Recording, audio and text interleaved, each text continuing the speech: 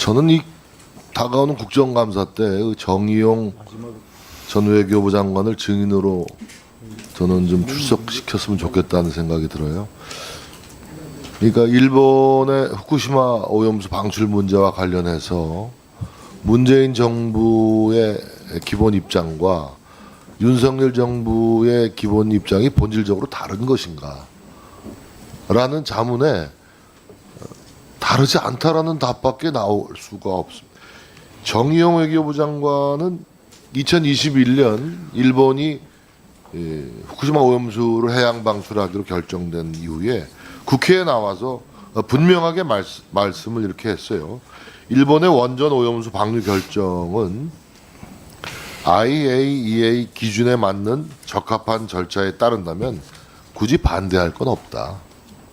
이게 문재인 정부 외교부 장관의 국회 답변입니다. 그러니까 정의용 장관은 반대를 한다기보다 우리 국민의 건강과 안전을 최우선으로 하면서 세 가지 정도를 일본에 줄기차고 일관되게 요청하고 있다. 이렇게 설명하고 있어요. 그러면서 하나는 충분한 과학적인 근거 제시, 또 그런 정보를 충분히 공유할 것. 두 번째는 더 충분히 사전 협의를 할 것.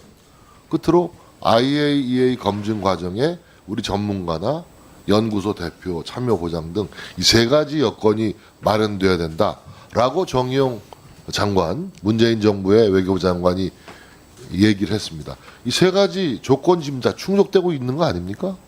네. 어떻게 보십니까, 장관님? 네, 뭐 기본적으로 같은 생각이라고 보고요.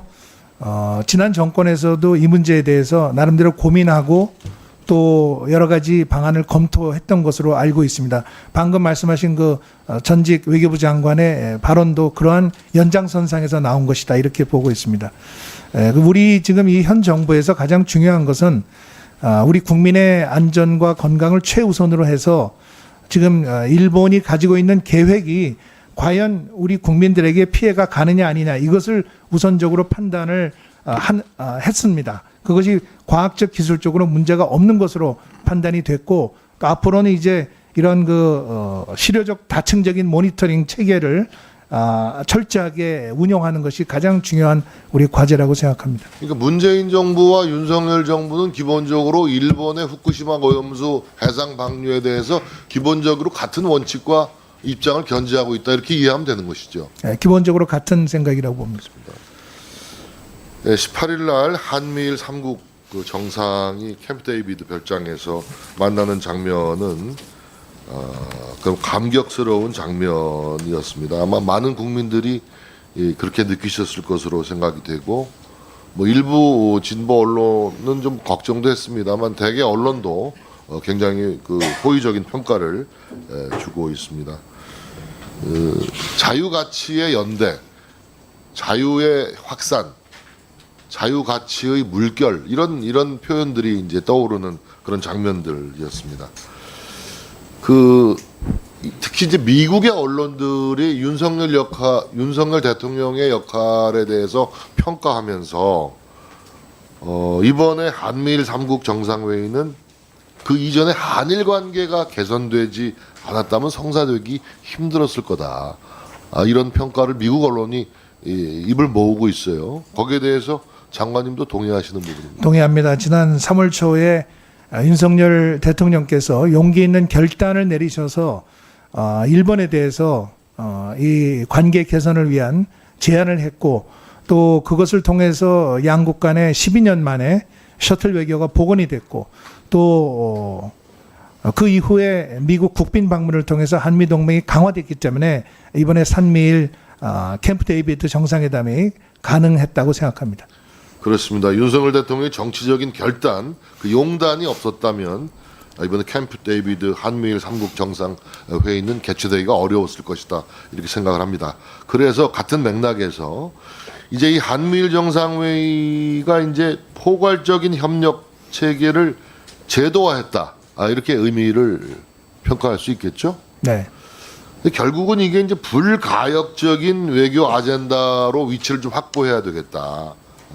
이 삼국 협력의 진전을 제도화를 통해서 지속 가능하게 만들 수 있는 어떤 후속 조치 이런 것들은 어떻게 우리가 생각할 수 있겠습니까? 네, 이번에 그 캠프 데이비드 정신 그리고 캠프 데이비드 원칙과 함께 협의를 위한 공약 이것이 이제 세 번째 문건으로 채택이 되었습니다. 그 문건은 어떤 조약이나 또는 정부 간의 협정은 아닙니다만은 최고위층의 정치적인 의지를 담은 것입니다. 앞으로 어떤 정권의 변화가 있다 하더라도 한미일 세 나라가 가지고 있는 핵심 가치에 기초한 이와 같은 연대와 협력은 변하지 않고 지속 가능하게 가야 된다는 의지가 담겨 있습니다. 오늘 언론을 보니까 한미일 3자 안보 협력체 출범은 이 동아시아 패권 장악을 노리는 거대 중국의 위협에 저항하는 자유민주 진영 연합 체제의 탄생을 의미한다. 그리고 한국에서는 과거의 대중국 굴종 외교에 대한 결별 선언인 동시에 반주권적 삼불 약속 폐기 개시의 신호탄이기도 하다라는 분석도 있습니다. 그럼에도 불구하고 본의원의 생각은 여전히 중국을 경제 안보적인 측면에서 세심하게 관리해야 된다라는 생각을 지울 수가 없습니다. 특히 한중일 정상회담을 지속 가능하게 만들려는 노력, 또 최근에 또 우리 박진 장관님이 일본의 중국의 고위 외교 관계자와 회동도 했고 이런 관리 노력이 지속적으로 경주돼야 된다고 보는데 같은 생각이시죠? 네, 물론입니다.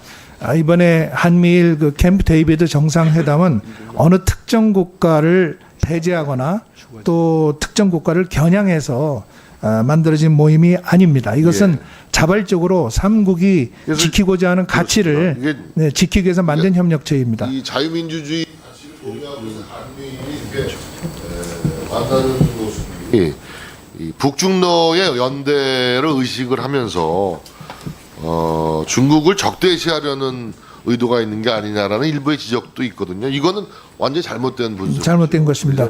중국과는 오히려 윤석열 대통령께서도 중국이 국제법 질서와 규범 및 보편적 가치에 기반한다면 얼마든지 함께 협력할 수 있다.